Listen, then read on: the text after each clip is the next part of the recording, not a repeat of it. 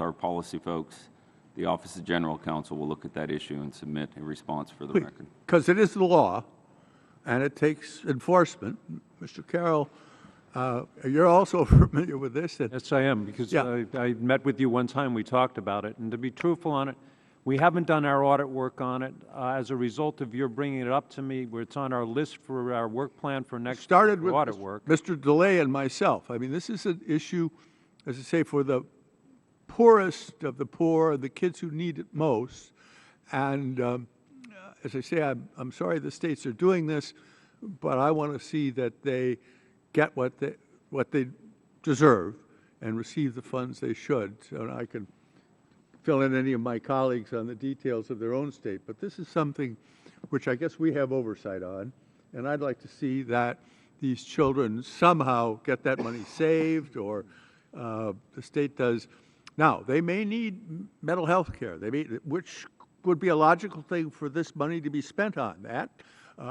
Special hospitalization, special treatments, any of those things are valid ways to spend it, but I'm afraid the states who assume the locus parenti for these kids don't do it, and I hope that I can encourage both of you to look into this more and see that these children get the savings and the funds they deserve. I'm sorry to digress, Mr. Chairman, but it's an important issue for young kids. Thank you very much. Thank the witnesses. I thank the gentleman. Ms. Black. I'm sorry. Thank you, Mr. Chairman. Mr. Miller, I have a question for you. In Mr. George's testimony, he says that the office has recommended that the IRS limit the number of tax refunds that are sent to the same account. However, the IRS has not acted on that, and according to Mr. George and his office, they found that 10 bank accounts had direct deposits of more than 300 tax refunds. Do you have any idea about how you can fix this, or do you have plans for fixing this so that you might be able to make that determination and helping to make sure that that one account doesn't get that kind of refund? Well, Congresswoman, I've previously touched on this, but it's something we are working on. It is something we will look at. We have tried to do that once in the past to mixed results. What I've mentioned is that there are absolutely valid reasons why a single account can be the recipient of many refunds. At the short end of it, it can be a family account for several people, all the way up through the fact that certain Indian tribes maintain an account for the unbanked within their tribal membership, and also return preparers. So we would have to find a way to know that that account was an account that was going to be able to receive many refunds, and we are going to work on that. I think with the exception of, as you say, maybe an Indian account, I think 300 tax refunds for even a family would seem to be quite excessive. I mean, that would have to be a mighty large family to get 300 tax refunds. Agreed. But the return preparers are another issue. Okay.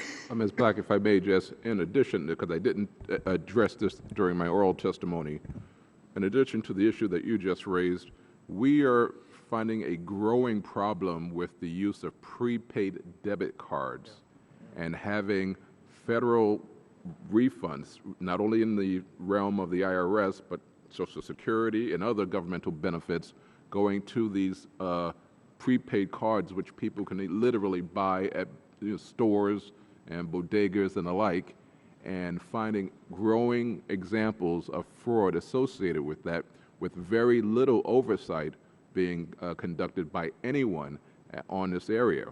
And so, again, I have to continue my response by saying tax policy is an issue that the Secretary of the Treasury has given solely to the Office of Tax Policy, so I'm not in a position to give you any policy advice on this, but I did want to make this committee aware of a growing problem in an area that is, something that's beneficial. Not everyone has a bank account, but at the same time, it's being used inappropriately.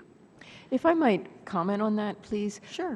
My office has recommended in the past that just as you have a Social Security card to load benefits for the unbanked onto that the government should have a federally funded card for people to get their refunds on, those unbanked individuals, and that card would only be available if they went into a financial institution and produced evidence of identity and things like that, rather than clicking a button on a software package that sent you a card without any identification information, and it just came to you in the mail. And I think that might be one way to reach the balance between trying to get the unbanked into the banking system, but also protecting us against identity theft in some way. We can learn from Social Security on that. Mr. George?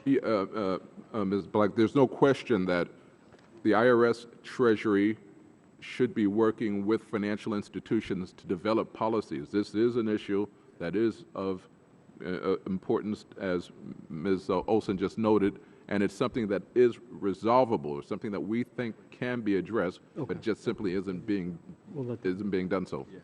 And if I could just add on a little bit, we are working with financial institutions. I do not want to give the subcommittees the view that the debit card companies and that the financial institutions are not working with us. They absolutely are, and they've been very helpful. We're not as far as we need to be yet, but they are working with us. And Mr. Miller, is there any idea about when? I mean, I hear you say you're working on this, but obviously time is of the essence because there's so much of this going on. Do you have any idea about when you might be able to come up with some resolution that would help us? Because we're obviously at tax season, and I can just imagine how much is happening right now.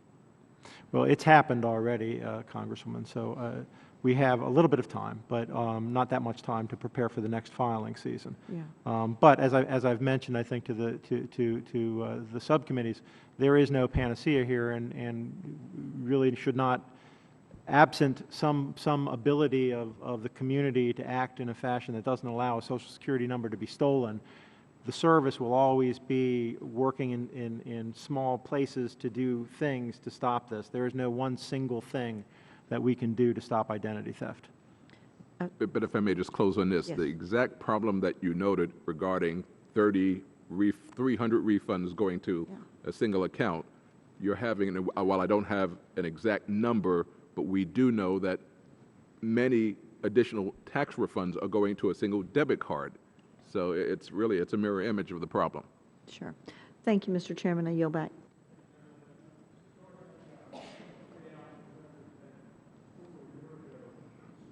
A letter to, I think it was Secretary Geithner, expressing major concerns about the debit card issue and the potential for fraud. And the responses have been very, very slow on that, and we are still pushing to get further information on that, on the potential problems with the use of these debit cards. I was unaware of that. Thank you, Mr. Chairman. We'll get a copy of the letter to you. Thank you, sir. Thank you. Mr. Paulsen, you're recognized.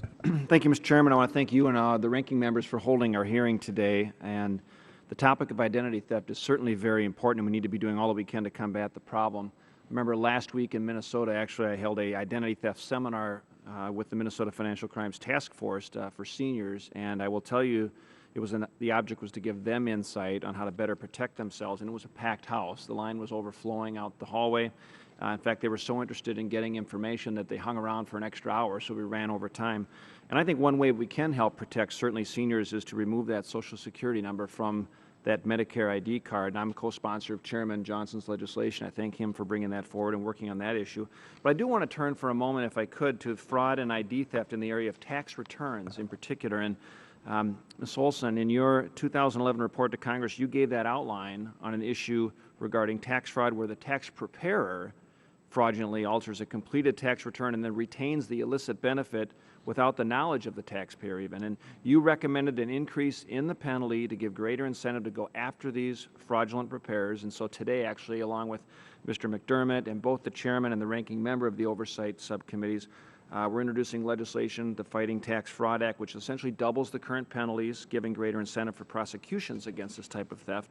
So, Commissioner, I want to thank you from your office for your diligence and being a great resource to not only myself but my staff throughout the drafting process. And I'm just wondering if you could talk a little bit more about what you saw that encouraged you to add this as one of your top 10 recommendations, essentially. Well, the IRS is seeing many more of these schemes coming in involving return preparers that are filing tax return after the taxpayer has approved the return and they actually have a copy of what they think is going to be filed. The preparer alters the return in some way and then uses the split refund procedure to get the difference in the additional refund deposited into their account. The taxpayer doesn't find out about this until much later. They get the refund that they're expecting, and it's only until the IRS comes out trying to collect this erroneous refund from the taxpayer that they find out that the return has been altered. And what we learned was really to go after the preparer, you have some very low dollar civil penalties that are really about negligence, and then you have a very expensive route, which is to try to build a case to get to the Department of Justice to bring a prosecution and get restitution for the dollars that are lost to the public fisc. And what we tried to propose was some sort of civil penalty that would really serve as restitution, where you could build the case that the preparer had in fact committed this act and it was fraudulent, it was willful and fraudulent, and then the preparer would be 100% liable for the amount that was erroneously taken out. So it fills a gap in our ability to recover what the public fisc is out, and it also heightens the risk to the preparer in engaging this activity. Yeah, and so in these cases, as you mentioned, so the taxpayer doesn't really know that he or she has been defrauded at all until they get the notice from the IRS letting them know that the returns were faulty, and this means they're unaware that anything took place actually for quite some time. So part of the problem in cases like this is that the return's going to two separate bank accounts, essentially? It can go to two bank accounts, or as you know, Commissioner Miller was saying, it can go to the preparers. The preparer could set up a bank account and then have the return go to that bank account and then send to the taxpayer the amount that they're expecting. But either way, the taxpayer won't know that this is happening. And other than doubling penalties to enhance the crackdown or for enforcement of this, do you have any other ideas or suggestions on helping raising the flags earlier in the process to identify where the problems are? And do you have any idea what the prevalence of this type of a fraud actually might be out there? It's very hard to know about this, but just recently the state of Illinois brought some actions against a large return preparation firm that also operates in many other states where they had identified some alleged fraud, and in fact they contacted my office and we all worked together with the IRS, myself, and the Illinois AG to get to develop a message for taxpayers who might be impacted by this. And I think to your point about a town hall, we'd be more than happy to provide some information to all the members of Congress so that they could go out in their town halls and alert taxpayers to this risk. Good. Thank you, Mr. Chairman. I yield back. I thank the gentleman. Mr. Smith, you're recognized. Thank you, Chairman Johnson and Bustani, for holding this hearing, and thank you to our witnesses.